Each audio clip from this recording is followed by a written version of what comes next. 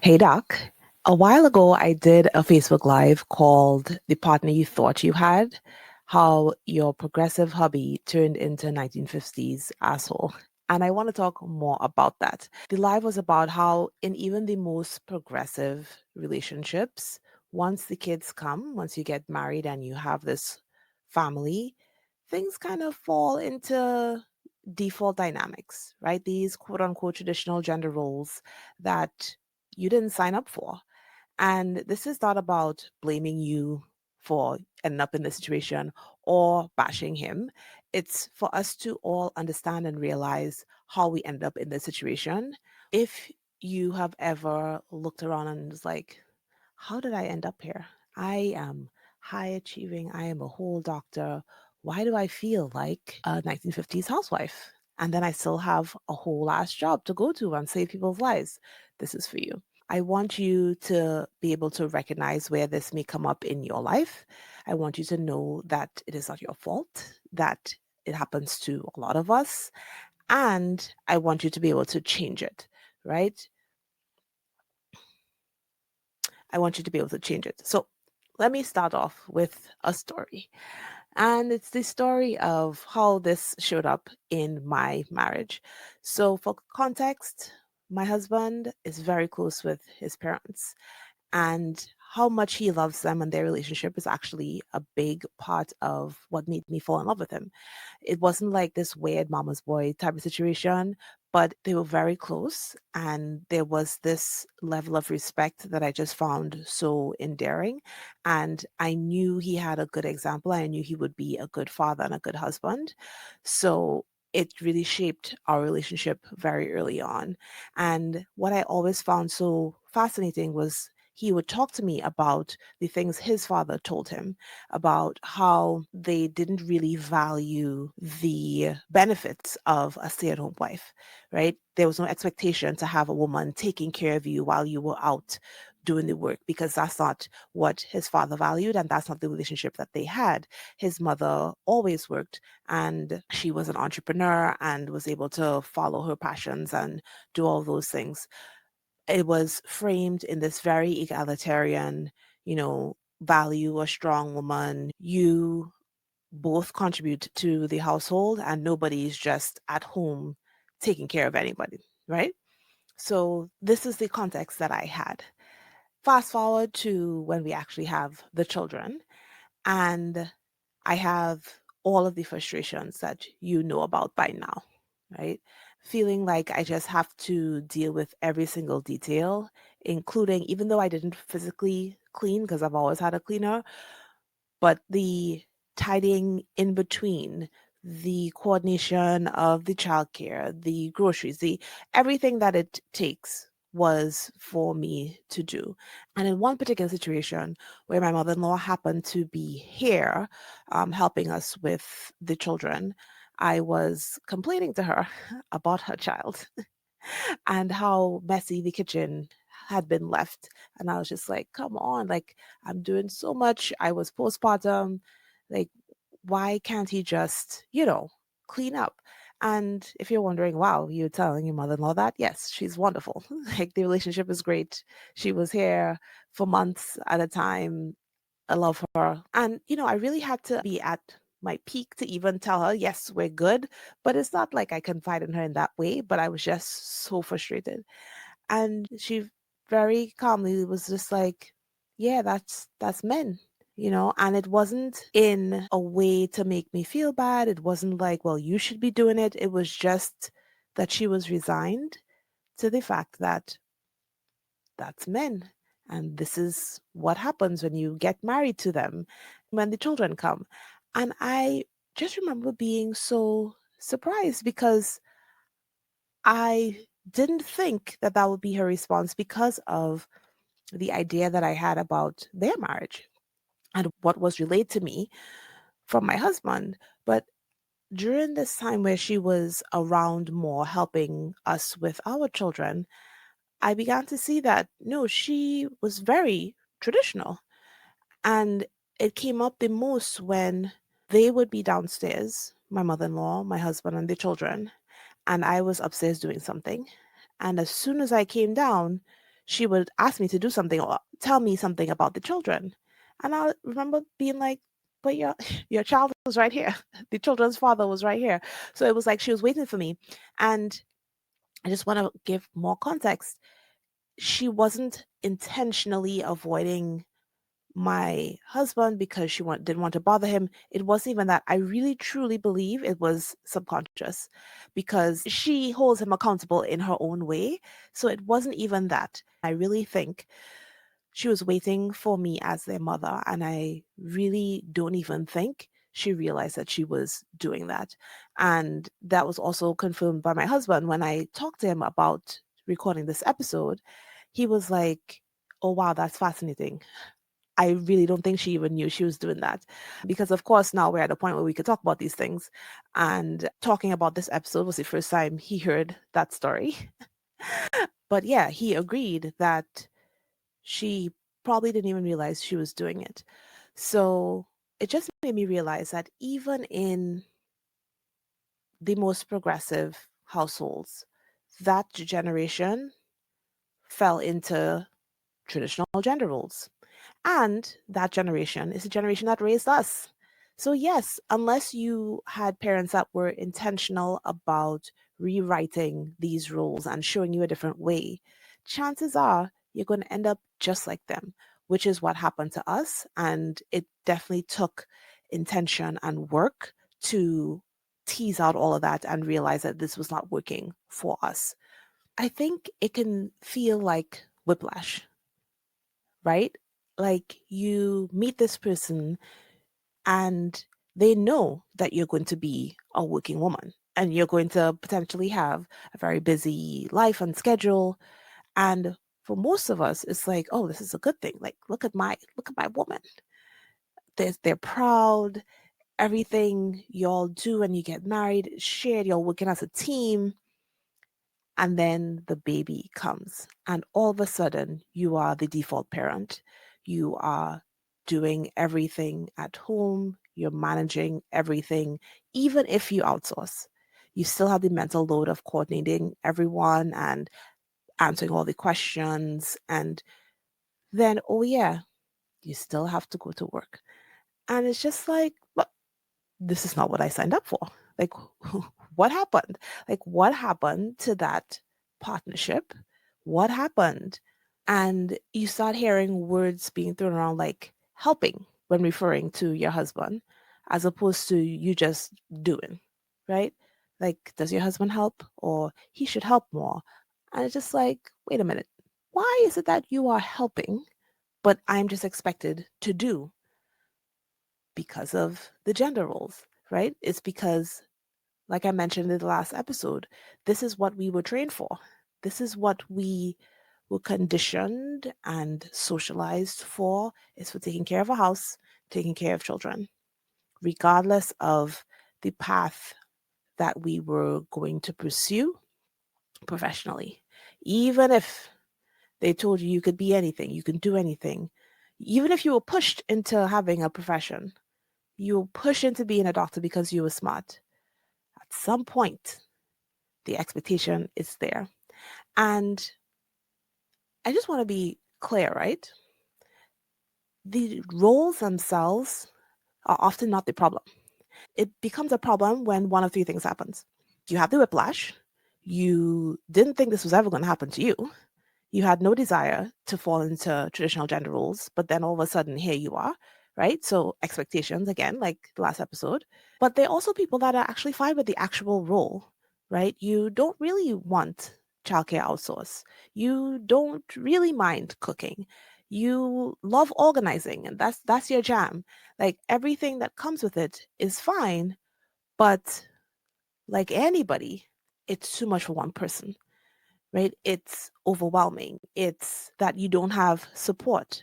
That, yes, even stay at home moms or non paid working moms need support.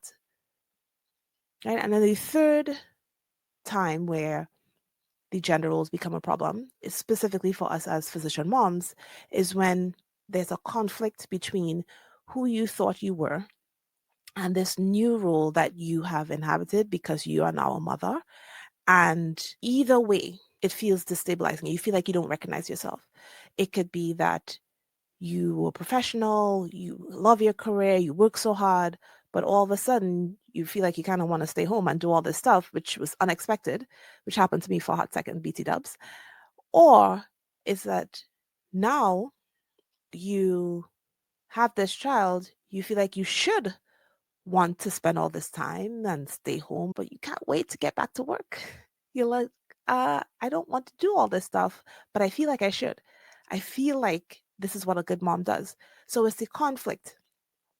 And so when one of those three things happens, then the gender roles become a problem. And then sprinkle in just generally feeling like a failure at motherhood. No, no matter which category you fall into, it's just like, come on, I can't win. But like I talked about before in the last episode, this is not your fault. It's not his fault. You didn't marry the wrong man. You weren't duped into marrying a quote unquote traditional man when you thought he was progressive. This is bigger than you and me.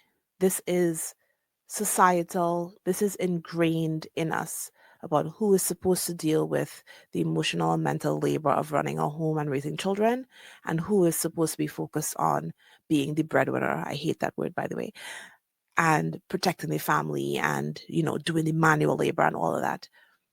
It is above us. So your husband may still respect you. He may still know that, this is the career that you chose and he knew that when you married him, but he may still be expecting that the home is taken care of, the kids are taken care of. He still may assume that that's not his responsibility, or he may not even realize that he assumes and expects all those things because it may have been unconscious, just like my husband. So, okay, now that we understand what has happened, we have named what you are going through. What are we going to do to change it? Right? You have fallen into a role that you didn't want to, you didn't expect to, or you feel unsupported in. What are we going to do? And if this has happened to you, as it did with me, there's already resentment there. But let me tell you, resentment is like drinking poison and expecting the other person to die. And that is not what I want for you. That is not what I wanted for myself. And that is why we're having these conversations. But I understand that if the resentment is already there, a lot of the things that I say may be a little bit difficult to navigate because you're already so pissed off. So that's why I'm going to give you some tools to deal with it in a way that is going to affect the change that you want in the fastest time possible with the least amount of arguments, right? So, the communication. And I framed this in episode 23, where I talked about how to convince your husband to get an au pair. But I'm just going to go over it real quick again. So, you want to make sure that this conversation that you are going to have about the rules and how you want things to change is the most successful. Therefore, making sure the stage is set, making sure that you are in the best mood possible, as much as you can manage that in this current state, and also making sure that he's in the best mood possible. So, if he had a long day, you had a long day, y'all are bickering, probably not the best time to bring it up. So, choose your time well. And you want to start off by asking, hey, I want to talk to you about something that's really important to me. Are you available? And this way, if you're not sure about his mental state or if it's a good time, you find out right away without trying to wander and figure it out. We're about getting the information directly, right? Just ask, is this a good time? And another added benefit is the fact that you asked will soften him and make him more amenable to whatever it is you're about to say, because there's a little bit of respect there where you are considering his schedule, what he has going on, which, if you're honest with yourself, doesn't always happen because whatever you have going on is so often so much more important and so much more tiring, that it's just like, well, I don't actually care what you're doing. We need to talk about this now. So it avoids that. And it's just like, oh, well, thank you for asking. Yes, I am available. Or if the answer is no, that's fine. Don't just leave it there. Find out, okay, when are you available? And decide on a time and circle back. Super important. So, whenever the time comes, or if he says yes, you want to frame, let him know what it's about. And you are speaking about you from your heart connected to your own feelings. If it starts off with, these are the things that you are not doing, this is how you are making me feel, these are the things that you need to start doing, there's going to be an immediate shutdown and you're going to be less likely to get any kind of positive response, even though that may be how you're feeling, right? Our goal is to get you what you want. So, staying focused on you and how this situation is now making you feel. I feel like I'm failing at something that everybody said was supposed to come naturally. Like, I look around at my life and I do not recognize myself. I don't recognize this life and I don't like how it makes me feel. And I don't know if I can go on like this. I feel like I am a drowning housewife, except I then have to wake up and go to work. And it's affecting my patient care, it's affecting my mood at work. I'm snapping.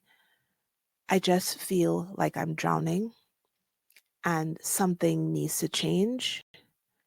I need you to be in it with me as my partner and as my co-parent. It's so truly connected to how you are feeling deep, below the pissed off. What is this doing to you mentally, emotionally? How is it affecting your work? Because chances are he does not know. Chances are all he knows is that you're pissed. All he knows is that you think he's doing something wrong. But there's a good chance that for any husband who truly loves you, regardless of how your relationship is at the moment, if he truly knew, he would at least attempt to make a change. Right? So that's how you start. And as you go through, how the roles in the household are currently and how you want them to change, you want to be very specific and using language that evokes partnership instead of helping. So saying, can you help with bedtime?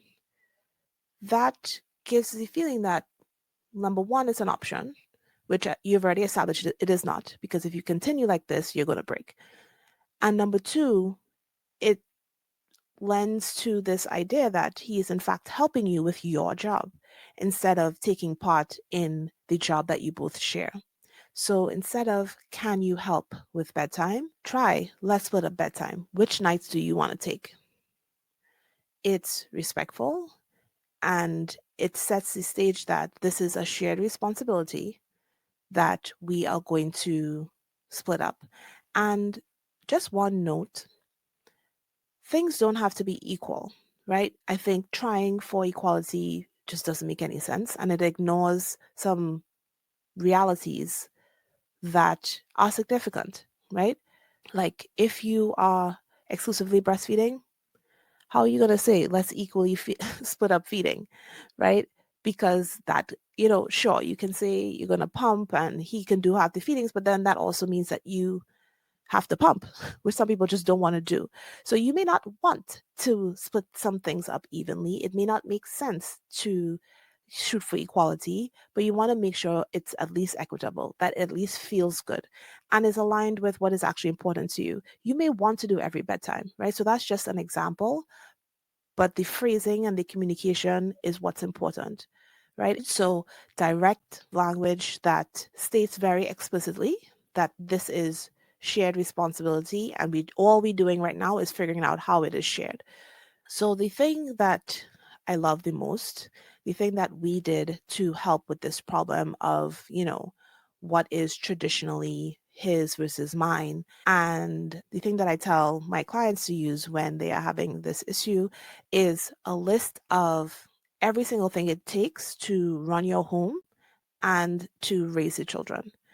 And this is accounting for every single thing, tangible and not, all of the mental load, everything that it takes to run the home. There's a very specific way to do it for the most success. And I will admit, this is not the way that I did it with my husband because I did not have all these skills at that time.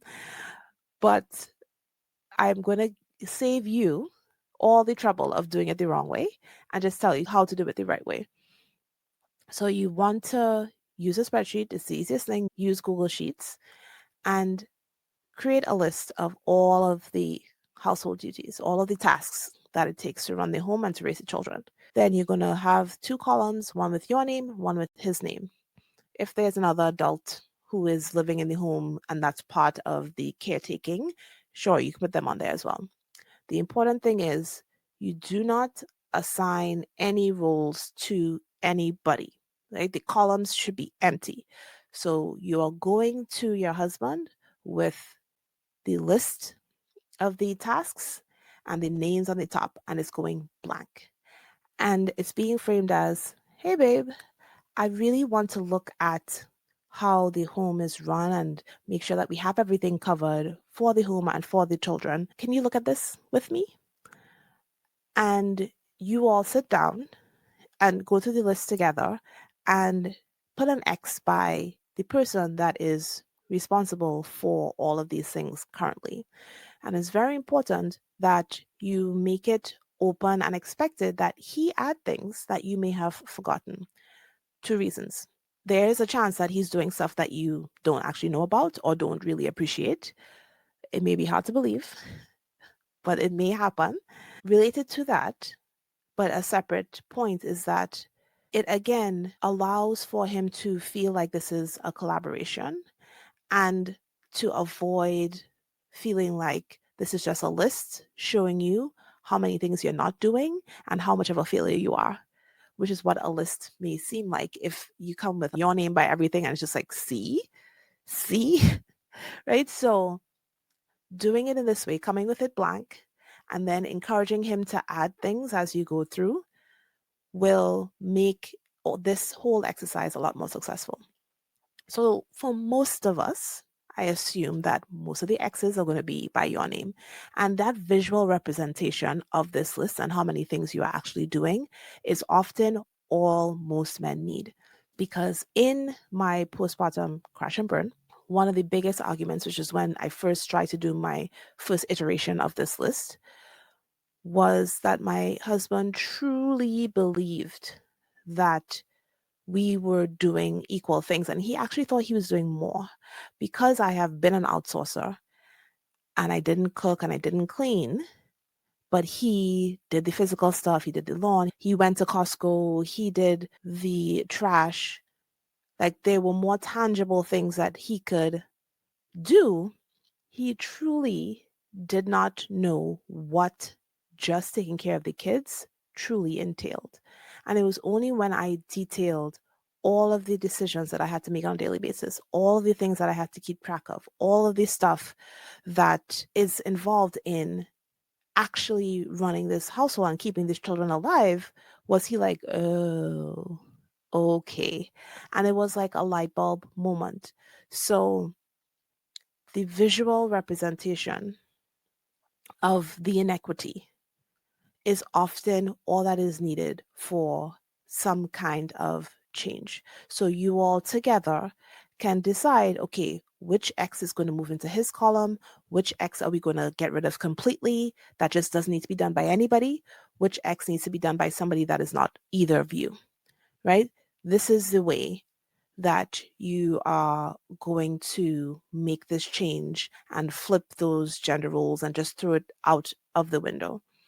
And I want to address one possibility that the resentment is so strong that you have been drinking the poison for so long that is like, there's no way I am going to be able to get through a conversation like this.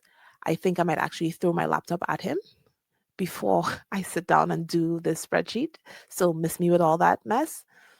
That is the time where I would say just outsource as quickly as possible so you can catch a breath, you can get the mental space, the rest to not be that angry, and then try all these things.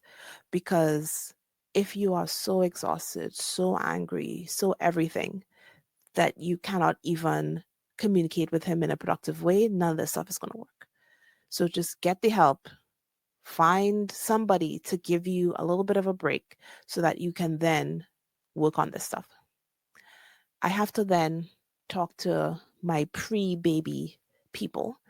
You want to talk about these things because a lot of our problems would not even have existed if the right questions were asked and if we even knew to ask the questions, if we even knew to have the conversations, right? So you want to find out, always starting with curiosity, what are your beliefs about how a household should be run? What do you what do you think it takes to run a house when they're kids? How was it in your house? Asking those broad questions and then getting down into the nitty gritty. Like, what do you think about if I'm exclusively breastfeeding, that I just do feedings and I go back to sleep and then you do everything else and detail what everything else is? Do the diaper changes, you do the bottle washes, you keep the house clean, you do the laundry. And then if they're like, whoa, well, what would you be doing? Then you gently explain without stabbing him in his eyeballs that you will be recovering from pushing a whole human out of your body or recovering from major surgery after having a C section. So it's all in the preparation. If you have the luxury and the privilege of hearing this information and broaching these conversations before the kids actually come, because it is just so much better to avoid all of this stuff, right? And just a quick reminder, even if you're like, I don't really mind those gender roles, like, I don't want a nanny, you still need support because the duties and the tasks that come with the mother was never meant to be yours alone. So you can not want certain things to be done by anybody else and still need support. You could be okay giving up your career in medicine or scaling back and being part time and all that and still need support. This does not exclude you if that is how you feel. None of this stuff was ever meant for one person. So now you have those tools and we have the context. We know that this is bigger than us, right? And it's not just academic information, not just my theories and my opinions. And it's also not just like a cop out, right? It's just like, well, it's society. I really think it is important to talk about this because everybody desires to feel seen and heard and understood. And that includes your husband. And this is not a conversation that I hear happening a lot. Usually, conversations surrounding husbands as parents has a very singular focus, right? And there's no goal for understanding, and there's also no room for growth on the part of the mother. There's a lot of martyrdom and self righteousness that comes with conversations surrounding husbands when they become fathers. So I want to bring forth this conversation so that we could understand our husbands better, we could understand our marriages better, and most importantly, we can be happier. And so that you know that you're not crazy, that you didn't choose the wrong man, that you weren't duped, and it is now up to us to change a narrative, to flip that script. And it starts with in your home. It starts with applying all these tools that I've given you because you're going to change the culture starting with you and your husband. And then that modeling for the children who will then know that this is the norm. And that's how we change generations. So this work is important, and I call it work for a reason because it is work coming from experience. It is work, but it is worth it. And I totally understand if you're just like, I have enough work. I don't know where to start. This all sounds good, but I don't know if this is going to work. This is such a huge part of my coaching and what I do with my clients. So I would invite you to schedule a free coaching session and let's talk about how I can support you with navigating things like this because it is worth it. Your happiness is worth it. Your children's future, their happiness, their marriages is worth it. So go to my website, drtoyacoaching.com, DRTOYA coaching.com, or just go to the show notes, go on my Instagram bio, my Facebook bio. The link is everywhere. It is ready and accessible, waiting for you to make the decision that you are not going to just settle for this role that society put you in. Society put you both in, and you are ready to do something about it. You're ready to change the way that you and your husband navigate your life as parents now. The most important thing is to define the rules for your family, what it looks like for you and your husband, and make it fit for your lives. Like I said, equality is not the goal. Equity is the goal, and equity that makes sense for you all because the division of labor in my house, the roles that we inhabit may not work for your family. And they could also be fluid. That list that you're going to make can change as the kids get older, as you outsource. It's fluid. You can do with it what you like, but at least you have the framework and you've already established that this is something we do together. We have an all in partnership where we divide and conquer, and we do so in a way that makes sense for us. All right. So I know this was a little bit longer than my usual, but this is important. And it's important enough for you to share this episode with another physician mom who needs to figure this stuff out in her own home, who may be feeling like, how the hell did I get here? Like, what is going on? Why am I pregnant, barefoot, and in the OR? Like, what is going on? Share it with her because it doesn't have to be that way. Things can change, and we all deserve to find the roles within our household and within our marriages that fit us. Right. So also don't forget to leave a 5-star review on Apple Podcasts, a 5-star rating everywhere else. That also helps more physician moms find this podcast and find these tools and improve their lives and improve their marriages. That's what rating does. So I thank you for leaving that review, and I will see you on the next episode of Stethoscopes and Strollers.